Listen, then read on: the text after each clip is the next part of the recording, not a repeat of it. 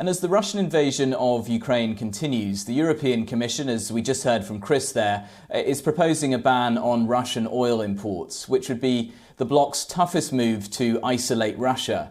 In the immediate aftermath of the EU unveiling those proposals, oil prices jumped, no surprises there. Crude prices have surged over the past 2 months in the wake of the Russia-Ukraine conflict. But until now, the European Union has been reluctant to cut off imports of Russian fossil fuels altogether. Europe imports 3.5 million barrels of Russian oil and oil products daily, and the EU's proposed timeline to phase out imports of Russian crude is about 6 months. Meanwhile, the European Commission President Ursula von der Leyen has also promised to minimise the impact of this move on member countries. Let's take a look at how countries are responding. So Hungary and Slovakia say they'll continue buying Russian crude oil until the year 2023, so next year. That will be done under existing contracts that were signed before the invasion started. Last year, Slovakia received 96% of its crude oil from Russia, and for Hungary, that number was 58%.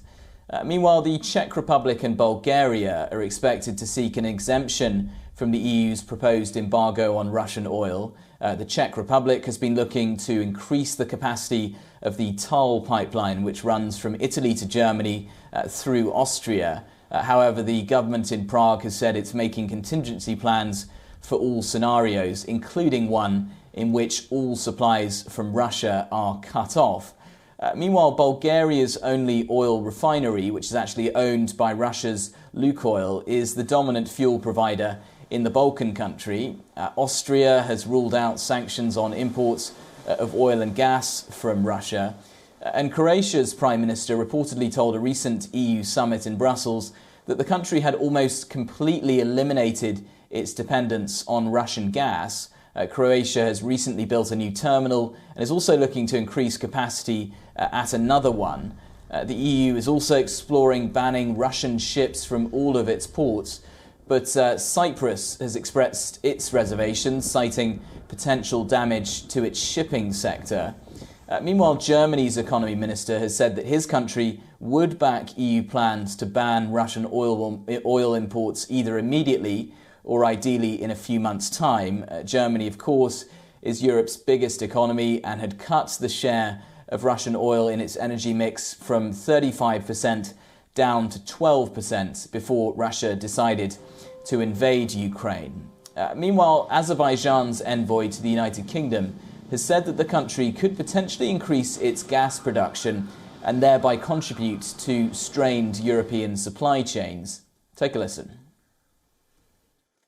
But of course, there is a possibility to scale up our production and contribute greater to European energy security. For instance, Azerbaijan is already increasing deliveries to Bulgaria and potentially to other Balkan nations. So there is a possibility there, but that's not because we benefit from the crisis. We don't want to do this. We want to see a stability in the region, and most importantly for us as an energy producer, stable markets and stable relationship.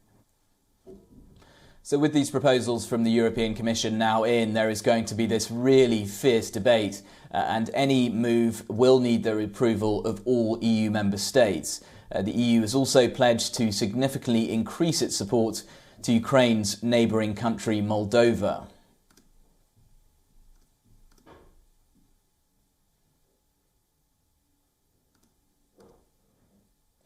And our Berlin correspondent Trent Murray has more on that story. Well, Germany's been having some very intense discussions about this very issue over the past couple of months, because not only is it the European Union's biggest economy, but it's also one of the countries that relies most heavily on Russian gas and oil to help power its economy. So government officials and industry desperately working over the past few months to try and reduce the amount of gas and oil coming from Russia. It's not easy, according to the government. Now, Robert Habeck, the economy minister here, says that before this kind of new phase of the war in Ukraine began when Russia launched its fresh invasion in February. About 33% of the country's oil imports came from Russia. He says in recent months he's managed to get that down to 12%, but that final 12% is very, very difficult to shut off completely, especially for this area where I am in Berlin. And speaking to the media yesterday, he said he simply cannot guarantee that there won't be disruptions and supply shortages potentially when this 6-month window opens and there is a shortage. He said this area where I am could face some disruption, so they are working on that. It is worth noting though, gas, the much bigger issue for Germany. Today, Robert Habeck will sign off on a new floating LNG terminal to essentially allow shipped gas to come to Germany instead of relying on those pipes that run all the way from Russia. But it will take time. Germany, like so many European countries, now working very fast in the wake of this war in Ukraine.